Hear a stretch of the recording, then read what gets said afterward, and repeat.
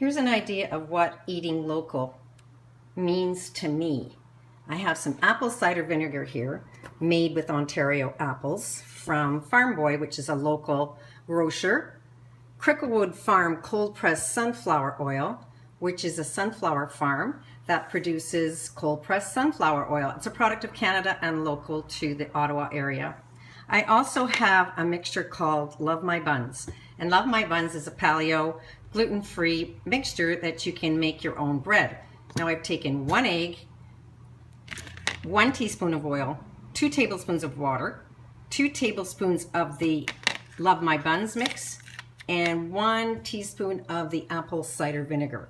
Now I want to quickly mix this into one container. The container is oiled with some organic coconut oil. I have 2 tablespoons of the Love My Buns mixture in my handy dandy little dude here. Mixing it up. Now this will go into the microwave and cook, and this is what I call a quick fix for breakfast. Just pour the rest of the liquid in there, mix it up quickly, and I pop it into the microwave for a couple of minutes.